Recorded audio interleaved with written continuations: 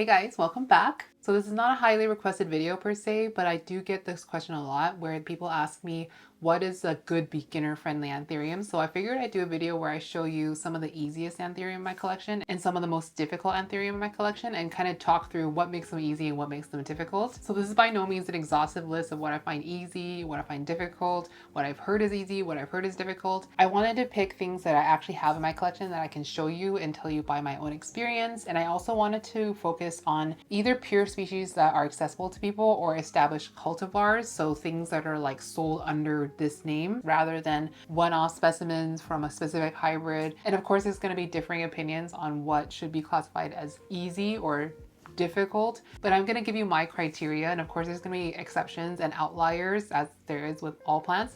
But basically, I'm going to say an easy anthurium should be A, forgiving of mistakes. So whether you like skip a watering, let it completely dry out, overwater it, not realize that it already had enough water, knock it off a shelf, or have it in too low light, too high of light. I'm also going to say easy means that it can acclimate to a wide range of humidity levels. And I would say my criteria for easy anthurium is, given my kind of like general anthurium care, giving them consistent water, feed them pretty consistently, give them access to light, give them pretty warm conditions, as in like at least room temperature conditions. Do they grow well under those conditions? And if they don't, is it difficult to figure out what the problem might be? And also a little bit of a thing that might crop up is how easy are they to propagate? So when you cut them, do the cuttings often succeed or do they often fail? Is it kind of hit or miss? So I'm going to go through the easy ones first, or the ones I think are beginner friendly, and then I'm going to talk about the ones that I find difficult. So after having owned it for a long time, I still haven't quite figured out how to give it the conditions it wants. And it's going to be in no particular order. There's going to be a range of like what I find really super easy, ones I find like pretty easy, and then ones I find super difficult, and ones I find like pretty difficult, but they're not going to be in any particular order. Side note, I am wearing one of my new favorite shirts. This is Charmaine's merch. I'm going to link this exact product in the description, but it is so soft. I love how it drapes. But if you've been looking at any of her super soft t-shirt designs and you want it to fit oversized like this, I'm wearing extra large. So size up 2 times if possible. So the first one I want to talk about is a classic, and it's one where it's really easy to find like a pure species, and that is Anthurium papillilaminum. I think Papillilaminum took a really quick journey from being very unattainable to super attainable. And I think that's because there's so many types of Papillilaminum out there and they breed pretty easily. And so it's easy to get pure Papillilaminums, but there'll be like different types of Papillilaminums bred together. So as I understand it, that means like horticulturally speaking, it's a pure pap, but botanically speaking, it's a hybrid. But basically in the hobby, we just consider them pure paps. I have a whole bunch. I'm gonna try to see which one I'm going to choose to show you. So I decided to grab 2 smaller ones because it'll be a lot easier for me to show you. So this one is Papillilaminum Fort Sherman Ralphlinum crossed with RA5 Swamp Bunny. So this was bred by my friend Owen. He has the most beautiful collection, and I think, correct me if I'm wrong, I think he's a living, breathing angel. So this is a specimen from his batch that he decided to gift me this year, and I only had it for like a month or so. I potted it up in tree fern soil. It's been rooting like crazy. It's popped a leaf in my care. And then this one is Papillilaminum Voldemort crossed with Ralphlinum Self. I'm trying to think how many paps I've owned in the past, like straight up pure paps. So we're not talking about like Indo paps or anything.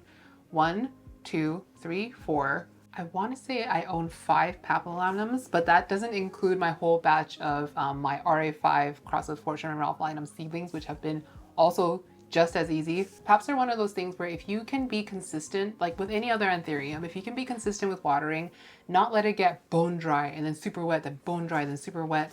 If you can feed them, if you can give them access to light, they're gonna do fine. They don't need high humidity. They don't get huge super fast. They can get really big, but they don't size up massively. So it's a little bit easier to keep them contained. Another thing about Papillilaminums is that their internodes are a little bit more spaced out. So each node is not tightly stacked on top of each other. So if you want to propagate them, they're quite easy to propagate. And there's just so many different types to collect. You can collect for the texture, you can collect for the color, you can collect for like the shape of the lobes, how pointy they are. I decided to grab one of my seedlings because I'm really proud of how cute they are. So this is one of my RA5 crossed with Fort Sherman Ralphinum, and it's so glittery and dark and bumpy and super, super slender with these pointy little lobes. I think with how variable Papillilaminums are, there is a pap for everybody. And the prices have dropped so much over the years that is super accessible at this point. I'm also going to bundle in with the Papillilaminums the Indonesian kind of pap types,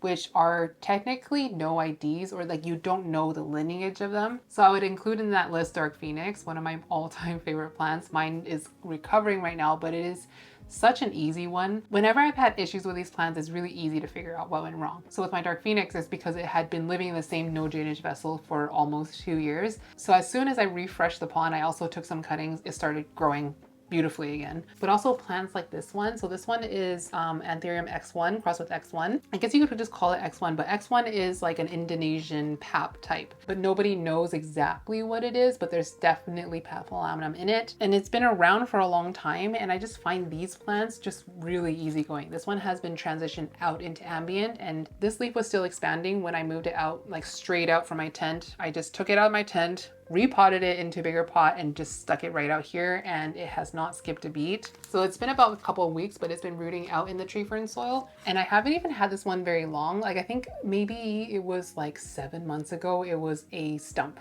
It was just a stump with no leaves, and look how big it has gotten in such a little amount of time, and it grows really, really fast. But these Indo-Paps definitely deserve a mention because they bear a lot of the similarities of appearance, but to me they're kind of like Papillilaminums, maybe even slightly easier. They just kind of just go with the flow. Next up, next up is Anthurium Wendlingeri. This is my original one. These ones can grow in like the driest conditions with no issues. The only thing I'll say with Wendlingeri is that they definitely need CalMag, and they do need the nutrients, because if you go too long without CalMag, they'll grow a leaf that kind of curls.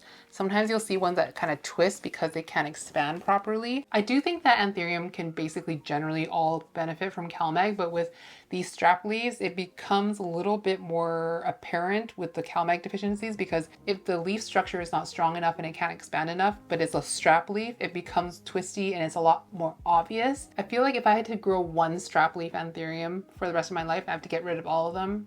Wendlingeri would be the one I would keep, not only because they're just so reliable and easygoing, but also because there's a few different types to collect, so it's kind of interesting that way. And also the main reason is like when you get that corkscrew inflorescence, it's just magical, and I think everyone should experience the corkscrew inflorescence. I will say though, there are certain types of Wendlingeri that will not corkscrew, like their inflorescence or their spadix is going to be straight. I've heard that maybe has something to do with elevation, where the Wendlingeri is like kind of native to, so high elevation ones tend to corkscrew a little bit more is what I heard. But I have a feeling that because these are true epiphytes, like they're growing at the tops of trees, clinging to the tree trunk, they do better with drying out than the more terrestrial types. This is another one of my Wendlingeri that's basically been a walk in the park as well. This one is from Woohoo Tropicals. I've had it for about a year, and when I got it, it was about this big, so it's gotten to this big in about 11 months or so. So on top of making sure you feed the Wendleys, just make sure you have the vertical height to grow them at, because this currently is about maybe taking up 2.5 feet of vertical space. It's probably at the point where like they're going to be sizing up pretty significantly. So it's very possible that the next leaf is going to be like this long. So with these strap leaves, you have to keep like elevating and elevating and elevating. And eventually you just like tie them to the ceiling or something. I don't know. I haven't gotten there yet. But if you're ever worried about transitioning a Wendlingeri from high humidity to low humidity, I personally wouldn't worry about it. I've never had an issue with Wendlingeri with humidity. I've propagated Wendlingeri a handful of times, and I've seen other people do it as well. I haven't experienced and I haven't heard any issues with propagating Wendlingeri, but I have heard that they're not as easy to breed as other species. But if you do successfully breed them, the seeds are really, really minuscule, and there's going to be a lot of them. So it's a lot of work to propagate Wendlingeri by seed. I always recommend pallidiflorum to people just entering the hobby. Of the strap leaves, Wendlingeri and Palli, I feel like maybe Palli's even a little easier than Wendlingeri. I've only ever owned 2 pallidiflorum. So I have this narrow form and I have like the regular kind of regular form, wide form. Both of them were imported from tropicals, and both of them came to me with like little to no roots, and they just root out so easily. I've also accidentally snapped my pallidiflorum in half on camera, so the top had 0 roots, like just stem and some leaves, and I just stuck it in tree fern fiber, stuck it in my tent, and it was just a waiting game from there. But they root really easily. It wasn't like a multi-step process where I had to have it in water and then like when I see a bit of roots and like transition into a substrate. The first pallidiflorum I ever imported, it was when Tropicals was pumping out plants. Like it was during the pandemic and everyone was so into like importing plants and they just couldn't keep up with the demand. So they were just basically chopping things up and sending them out before they had even rooted. So the plants were a lot smaller. They're basically just fresh cuttings, and I got basically a fresh cutting. I put it in moss, I put it in a bin, and I saw roots within a few days. So this one lives in ambient conditions. It just lives on this shelf right here. I've never had an issue with pallidiflorum in ambient. The only thing I will say that's like maybe could be classified as a challenge for a pallidiflorum is that they drink pretty quickly. So this pot is pretty light and I only watered it a few days ago. But that being said, when they're thirsty, they don't crisp up all over the place. They don't get super curly. They will get curly when they've been dry for quite a long time. But overall, they're super forgiving of a dry spell here and there. Okay, so this next one, I want you to take this with a little grain of salt. So this next one I want to talk about is red crystallinum. Red crystallinum in general, I believe, is credited to Tim Anderson as the original creator, but it's like crystallinum magnificum bred and then over many generations selected for high color and then bred together again. So there are a lot of different red crystallinums out there, and the strength of the seedlings and just in general vigor and everything can depend on that breeder and how much inbreeding they're doing with different plants. Not all red crystallinums are created equal, but if you're able to get one that obviously looks like a healthy plant, it's getting to a big size, it doesn't look like it's struggling to just stay alive or struggling to put out leaves, then it's pretty safe to say that that's a pretty standard red crystallinum and you're not going to have issues with it. So as of right now, I have 5 red crystallinums. And I find them all, at this point, they're all pretty easy. And by that, I mean I just give them the same general care and they are doing totally fine. So I chose this one to show you. This one's not a super high color one, but it was 2 red crystallinums bred together. So this one is red crystallinum Wu 5 Self. Currently, this one is really dry. It super needs water, but I wanted to show you this leaf because it's so symmetrical. Like even down to this little like loop-de-loop here, it's exactly the same on both sides. This one I got as a seedling maybe like 6 months ago or so, and it was about this size. So it's gotten to this size pretty well. This one's honestly just been a walk in the park. Like I just put it in the substrate that I like, which is tree fern soil. I water it ideally before it fully dries out like this one. But even fully dried out, it doesn't look like it's throwing a fit or anything. So with the amount of red crystallinum being bred right now, I will say as a buyer, you have the opportunity to be really, really picky. So if I was to buy a red crystallinum now, I would get one at a bigger size where it will show me whether it's going to have the color I personally like at that point. And with maturity, the colors will get more vibrant, but I would say like at this size, it should be really clear whether it's going to be a high color one or not. So this one is not like a no color one, but it's not a high color one, but it's also not really the color that makes it more difficult or more easy. It's just kind of like a genetic lottery when you breed 2 red crystallinums because the red is a more recessive trait. But all that to say, I don't think this one is easier because it's lower color, if that makes sense. But a really high color red crystal, you're gonna be able to see lots of color when they're like this big. And if it's showing lots of color at that point and you're seeing like the leaves are looking pretty healthy, it's able to hold on to multiple at the same time, I would say it's a really good bet and it's worth getting. This next one I find really easy, but there's some difficult sides to it, but I'm gonna classify it as easy. That's King of Spades. I've had this plant for like 4 years, so I feel like I can speak a lot on like the challenges and the easy parts of it. So one thing about King of Spades is that it can definitely grow in ambient conditions.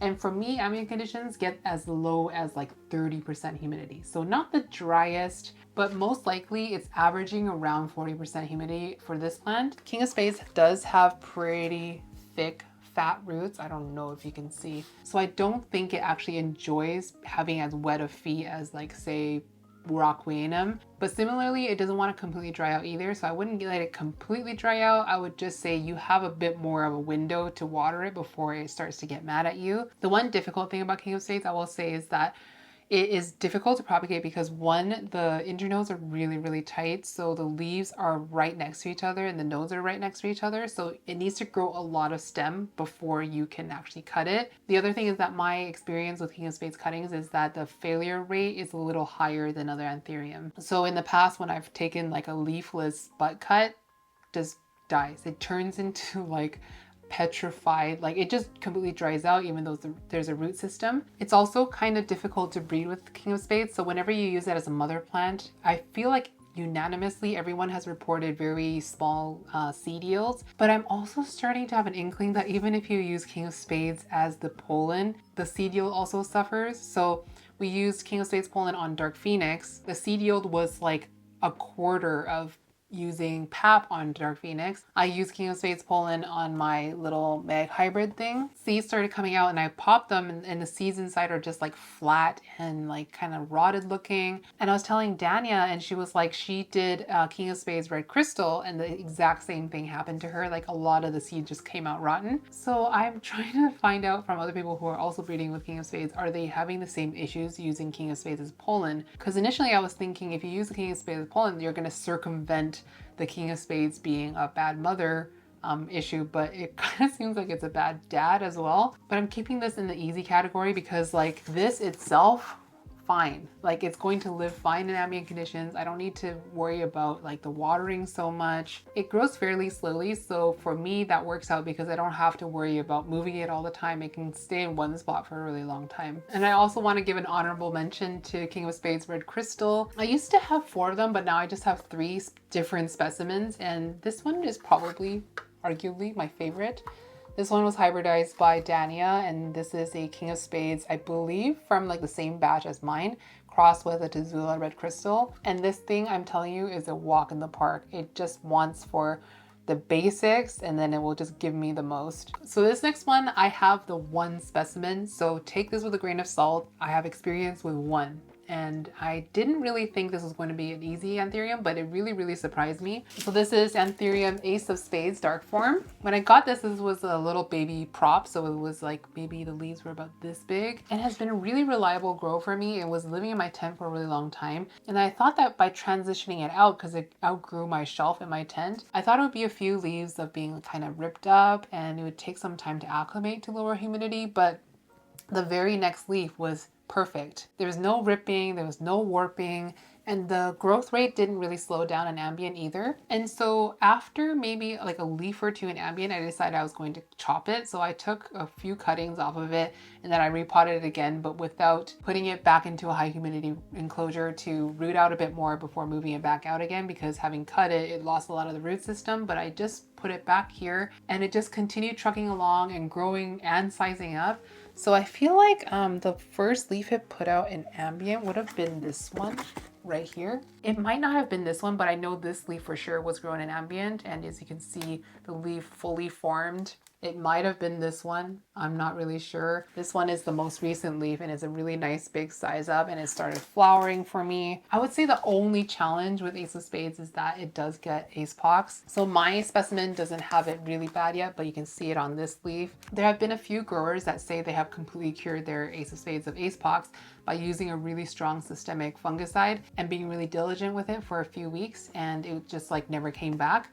Personally, I don't feel like spending the money on that, and I don't think that's even available to me in Canada. So I'm doing what my friend Amanda does, which is just rotate the newest leaf out to the front and just show that one. The poxy leaves can stay to the back. It doesn't seem like it is contagious. It doesn't spread to other plants. And that would be my lazy method of dealing with ace pox. But everything else about this plant, super easy. But to generalize, I would say that a lot of complex hybrids, like the more complex you get, generally, the easier it becomes. And by easy, I mean how forgiving are they of subpar conditions and subpar care. So as we move on to the more difficult category, if you like any of the plants and you like the look of them, but you don't like how they seem to behave, I would go for a hybrid of that plant that maybe is presenting very strongly the pure species, if that makes sense. So the first one I want to talk about is Anthurium BVEP.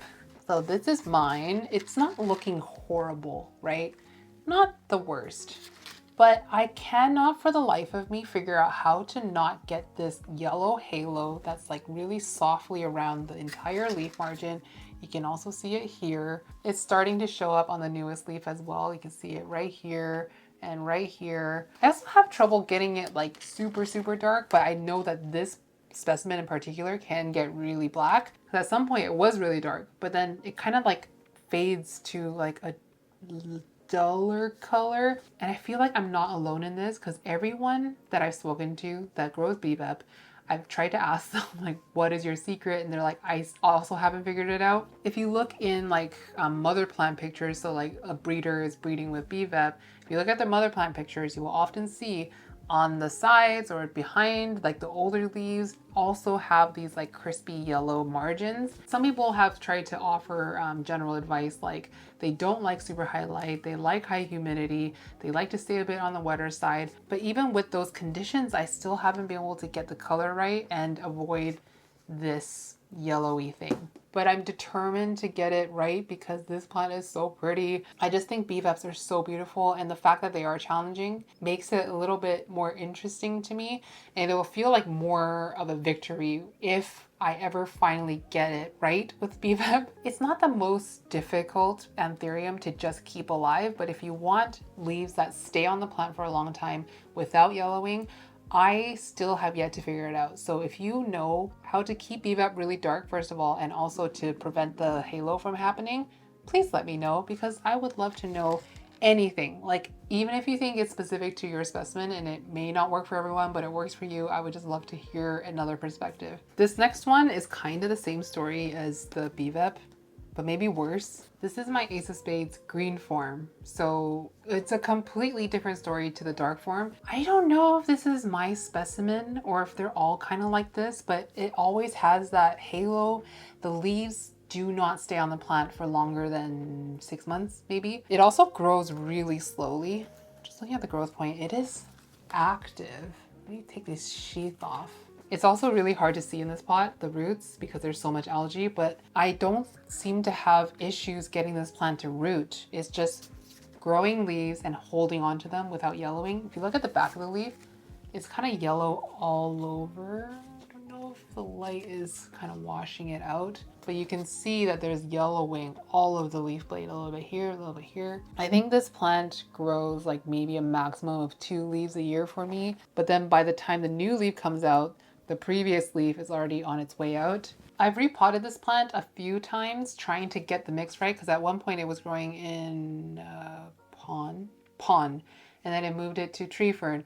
I moved it to tree fern soil. It was exactly the same story with every substrate. One didn't seem to perform better than the other. And this one lives in my tent. I've got it kind of tucked to the back so it doesn't have highlight, but it definitely has light. It has warmth.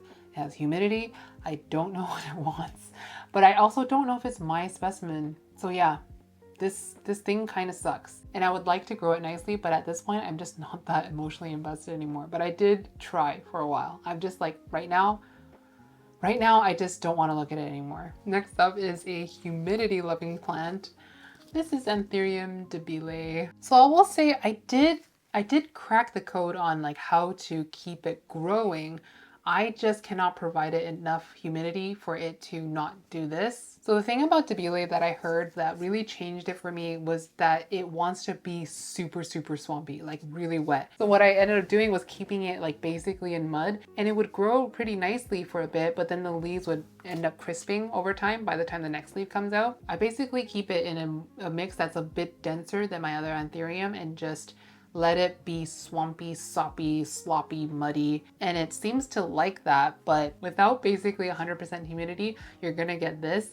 And my tent is probably 80 to 90% humidity, but whenever I film, I open the door and keep it wide open. It really doesn't seem to like that. So unless you're able to keep it in really high humidity, super consistent, maybe you have a fogger or something, you're gonna deal with leaves that look like this, I feel like. But if you can keep the humidity consistent, I would say the key to a happy debile is keeping it really, really swampy. Like I'm talking like colocasia, alocasia, carnivorous plant, that kind of level of swampiness. Okay, so this next one, I feel like, I don't know if I'm alone. I might be the only one. I don't hear a lot of people talking about this as a really difficult one, and that's Bessier Af. I don't know if I just have bad specimens.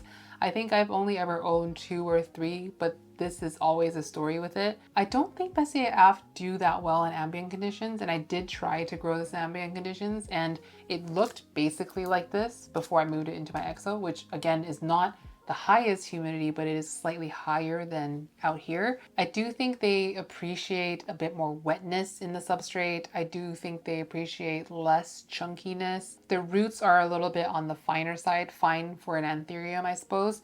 And yeah, this one is a mixture of I guess drying out a little bit here and there, and spider mites and maybe even flat mites as well. But I've yet to own a Bessier Af that would hold on to pristine leaves. I know it can be done. I just personally haven't done it yet. And also I have never grown it in my tent, which is arguably the place in my house that has the best conditions possible. So all I'm saying is that I haven't tried my absolute hardest with this plant. Bessier Af I find super adorable, super cute, but it's not like my favorite of all time. I think it makes a great parent in hybrids because Bessier Af has that like holographic purpley blue toned emergent leaves, and I think that passes on to offspring. I really enjoy a good Bessier Af hybrid, but Bessier Af itself, I don't enjoy growing it. I really like looking at it, but I'm really determined to get this one looking nice because I want to be able to tell you guys how I was able to figure it out with Bessier Af, but so far haven't done it yet. I have theories. I just haven't proven that theory to myself yet. Another one I find to be a pain in the ass, but I really like it. Is the crystallinum silver special from Tropicals. I think this is the only one I've ever owned, but I've kind of observed other people growing it as well, and it seems to be a recurring theme that these things they're not forgiving. Like, you do one thing wrong and it will just punish you for months and months and months. This looks like a fresh emergent leaf, but this has been out for probably like a month, and this is about as big as it's gonna get. I have some theories that like some similarities here with this plant and Bessier Af is that like they will not tolerate drying out at all. And for that reason, I have them both growing in soil that maintains a little bit more constant moisture, but I've yet to grow multiple nice looking leaves on it. And you let it dry out once and all the leaves will crisp. Right now I cut off all the ugly leaves and I put it into my EXO that's actually sealed for humidity. So I don't know exactly what the humidity is in there, but it gets a little bit condensation-y in there on the sides sometimes. So I would guess it's going to be like in and around 90% humidity. And I'm just gonna keep watering it and keeping it a little bit on the consistently damp side and see what it does. But I don't think it's ever going to be one of those plants that just thrives out in ambient. I don't think I could ever grow it successfully in ambient. I mean, I guess never say never, but maybe once it gets really big and established and there's tons of roots, maybe I can move it out. I don't even know what the root situation is in here because there's so much algae I can't see anything. But before we got to this point, this one was a pain. It has always been ugly for me ever since I imported it. I don't know if anyone else who has imported it from Tropicals has had a different story, but I've heard multiple accounts of this being really difficult, and I don't see people showing it very often, which leads me to believe that like everyone's specimen is kind of on the ugly side.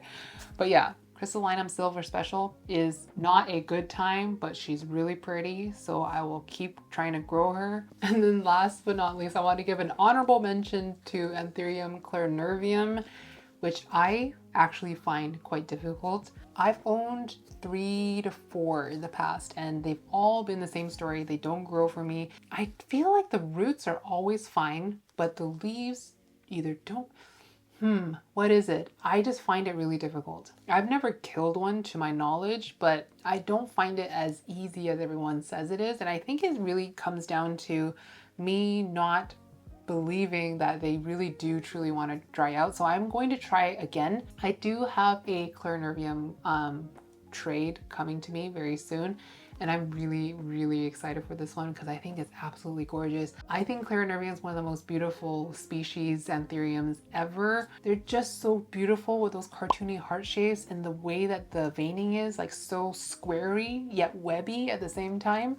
I'll see if I can find a photo of what this was cut from because it was really cute. Me and Charmaine found this at the garden center and I thought it was so cute because the veins were really electric, but it had like some purple tones in the leaves. So Charmaine bought it and she chopped the bottom off, and this is the bottom cutting that I had been growing in a dome and then I moved it out into just ambient.